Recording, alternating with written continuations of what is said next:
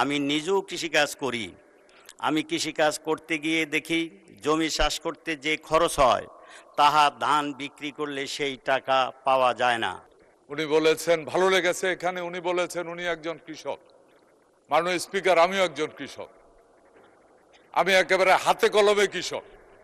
আপনার মাধ্যমে আমি কৃষি মন্ত্রীর কাছে জানতে চাই, যেহেতু এখন সেচের মৌসুম, আমি নিজেও কৃষিকাজ করি। আমি কৃষিকাজ করতে গিয়ে দেখি জমি চাষ করতে যে খরচ হয় তাহা ধান বিক্রি করলে সেই টাকা পাওয়া যায় না। তাই মাননীয় মন্ত্রীর কাছে আমি জানতে চাই উনি সেই বৃদ্ধি করবে কিনা, এখন সেই রেশনিং পদ্ধতি থেকে বাইর করে কৃষকের সেচের জন্য উনি ডিজেলের বাড়তি দিবে কিনা, এবং উনি যে বলেছেন চালু করবে, কবে নাগাদ এই ডিজেল চালিত বা বিদ্যুৎ চালিত সেচগুলি সেই সোলারে রূপান্তরিত হবে এবং কবে শেষ হবে তা আমি মন্ত্রীর কাছে স্পষ্টভাবে জানতে চাই। ধন্যবাদ মাননীয় স্পিকার, ধন্যবাদ জানাচ্ছি মাননীয় সংসদ সদস্যকে। উনি বলেছেন ভালো লেগেছে এখানে, উনি বলেছেন উনি একজন কৃষক। মাননীয় স্পিকার, আমিও একজন কৃষক, আমি একেবারে হাতে কলমে কৃষক। সুতরাং এখানেই ওনার এই প্রশ্নগুলির জন্য ওনাকে অনেক অনেক ধন্যবাদ। আমি আবারও বলি, আমি জানি 75 ভাগ, উনি বলেছে ওনার অঞ্চলে 80 না 90 ভাগ লোক কৃষক। এটাই সত্য, বেশিরভাগ মানুষ কৃষক। কৃষকের ভোটে ওনারা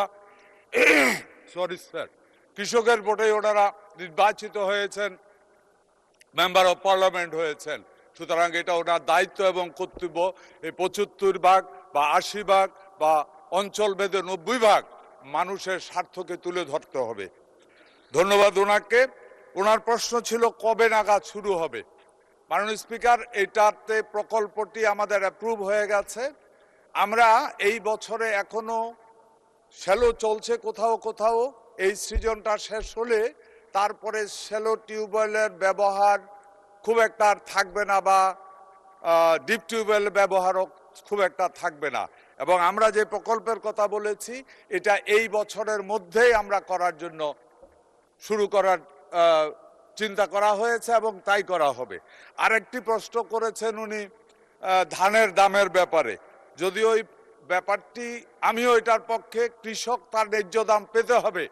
আমরা এখানে ধানের দাম সরকারিভাবে ক্লোজ টু 1400 টাকা পার মন ধরা হয়েছে, কিন্তু বাস্তব সত্য যেটা, সেটা মাঠ পর্যায়ে কৃষকের ধান বিক্রি 1000 লিটল বিট প্লাস মাইনাসে বিক্রি হচ্ছে।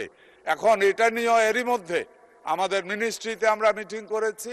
সমস্যাটা এখানে একটা ক্ষুদ্র সমস্যা আছে, সেটা হলো এই যে কৃষক যখন তার প্রয়োজনে ধান বিক্রি করে তখন দেখা যায় ধানের মধ্যে মহেশ সার থাকে, সে একদিকে মারাচ্ছে আরেকদিকে বিক্রি করছে এবং খুব বেশি ধানও বিক্রি করছে না।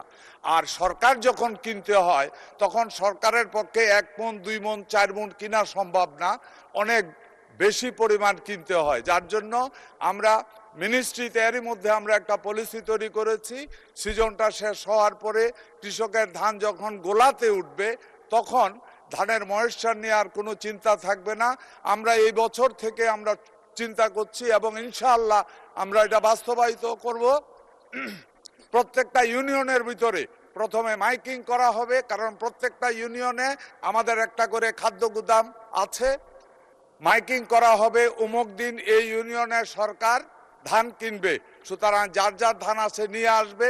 ওইখানে 500, 1000, 2000 মণ যাই আসুক, সরকারের জন্য ভাইবেল হয় ওইটা কিনার আমরা ব্যবস্থা করছি, তাইলে সরকারি দামেই কৃষক তার ধান বিক্রি করতে পারবে।